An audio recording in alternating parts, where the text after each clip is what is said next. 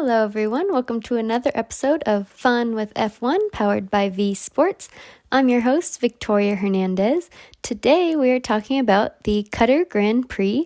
This was the first year Formula One came to the Middle Eastern country, and it was a word we use a lot, but it was an exciting race. Lewis Hamilton dominated the weekend after a thrilling victory in Brazil. That one, he overcame 25 places to be at the top of the podium. This one, it was still an intense race for him, but he qualified in first and went pole to podium, keeping his hopes up for his 8th Drivers' Championship.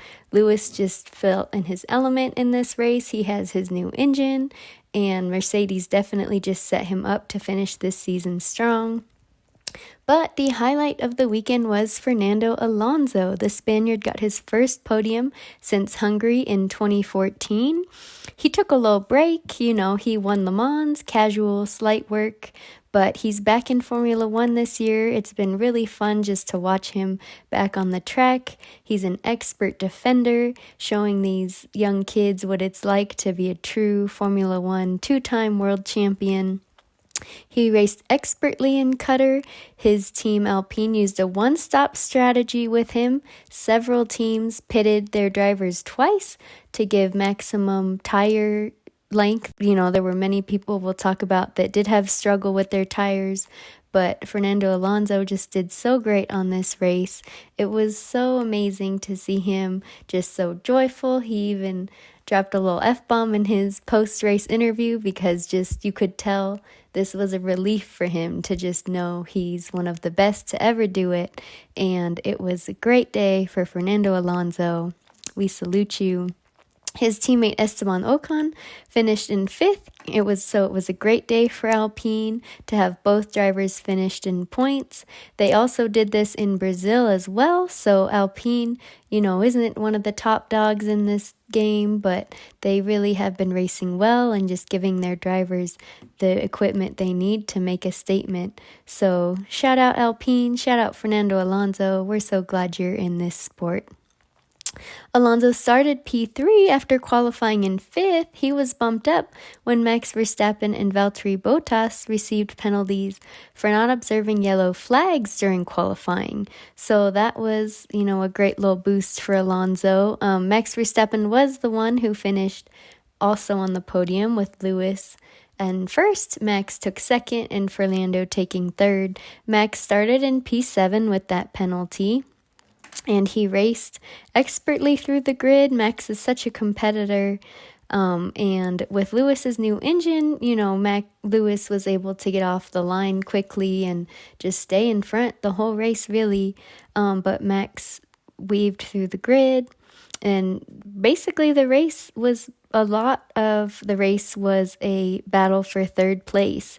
So Max's Red Bull teammate Sergio Perez, he started in P11. He didn't even make it to the 3rd round of qualifying, so that was kind of an interesting note from Red Bull, who has been pretty dominant this year. Checo's usually been right in the mix with Max in qualifying, and then, in the race, Red Bull's had so many double podiums this year.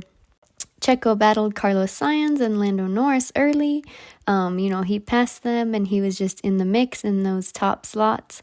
Valtteri Bottas also had a shot at 3rd. He started P6 after his penalty. He did really well in qualifying, but, just 34 laps in, his tire punctured and he spun off the track. This dropped him down to 14th. He eventually had to retire. So Bottas, this was just not a great weekend for him, which is unfortunate. We're reaching the end of the season, and he's trying to make a statement, how well he can do with Mercedes, the top team, before he goes to Alfa Romeo. He still has a couple races left, and we've seen so many great glimpses of Bottas's potential and who he is as a racer this season. So hopefully he can brush this one off and come back strong for these last few races. Nicholas Latifi also had to retire due to tire problems. Lando Norris finished in 9th after starting P4. He just struggled throughout this race and was overtaken so many times. I hope he's able to keep his head up, and he has such a bright future. He had so many bright moments this season. I just hope that, he can keep going through some of these difficulties. Pierre Gasly also had some excitement in the beginning. He had his first front row start due to the penalties, so he started P2. But his AlphaTauri couldn't keep up with the top teams. He ended up finishing P11. He said after the race that he was extremely disappointed. His car had no pace, and he was just sliding all over. Of course, a few years ago, he did have a chance at Red Bull, and he's shown that he is such a good racer, and he's so competitive. And perhaps with some of the more highly technical tools, he could do better. But, here we are. He's signed to AlphaTauri again next season. So we hope Pierre keeps fighting to be great as well. So Qatar was an exciting track. There were a lot more overtakes than people anticipated. We will return to the country in 2023. They are going to build a street circuit after the World Cup. A news note that I don't think we hit last week because it happened in between races, but Antonio Giovinazzi, he finished 15th here in Qatar. He did lose his Alfa Romeo seat. He will be moving to Formula E. F2 driver Guanyu Zhou is the first Chinese driver who will be in Formula One. He will be joining Valtteri Bottas in Alfa Romeo next season. His story is really cool. He's a big Fernando Alonso fan, and it's kind of just a full circle moment that he'll be able to join and reach his dreams of being a Formula One driver. There was some chatter because he has a lot of sponsorship money behind him, and people were saying maybe there are more talented drivers that could have taken his seat. He is currently second in the F2 standings behind Oscar Piastri. So there's always going to be a debate about if the right drivers are in the most elite seats in racing in the world.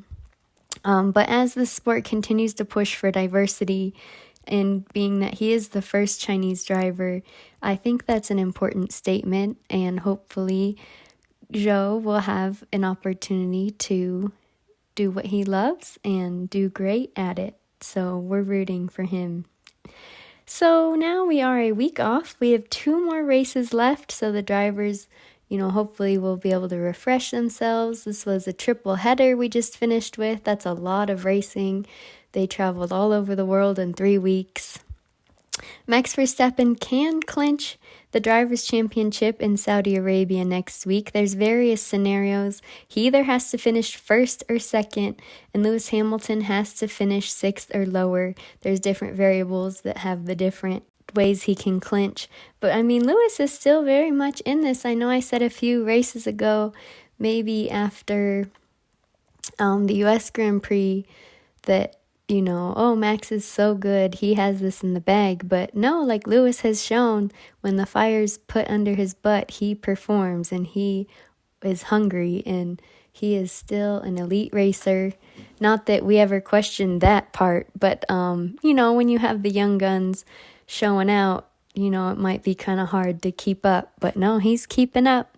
So he's racing for his 8th world title to overtake the legend Michael Schumacher. And this will be the first race in Saudi Arabia. It promises to be a fast street circuit. The country's really hyping it up. And of course, we still have issues of human rights violations that people are concerned about. And these drivers have been trying to use their platforms to raise awareness. Sports these days are so complicated, just the money that drives the business aspect of the sports, and it's so important to be aware of how business affects humans and affects people and their livelihoods. Lewis Hamilton wore a rainbow helmet in Qatar to make a statement about inclusivity. Qatar has a history of not treating the LGBTQ community very well, so and Sebastian Vettel did something similar in Hungary. So, it is neat to see these racers showing that they're racing for more than just accolades and trophies. We're hopeful that we are raising awareness and that people can be treated with dignity and respect as well. So anyways, go back and listen to other episodes of Fun with F1 to fill in on everything that's been going on in this 2021 season. And like I said, we have 2 races left. It is a heated race for the Drivers' Championship and also for the Constructors' Championship. Mercedes is only 5 points ahead of Red Bull. Valtteri Bottas finishing so low Valtteri Bottas not even finishing the race did not help Mercedes in this super tight race for the Constructors' Cup. Ferrari is in 3rd place with Carlos Sainz and Charles Leclerc continuing to race well. Daniel Ricciardo kind of limping along sometimes. He had that great moment at Monza, which we're so thankful he got to be reminded what a great driver he is. Each and every one of these drivers, this is the top racing sport in the world. So, even if they're losing here in Formula One, they're a Formula One driver. So it's pretty impressive. But we're just loving every minute of it. Visit V Sports for more on sports, music, and culture. We've got you covered. Thanks so much. Bye.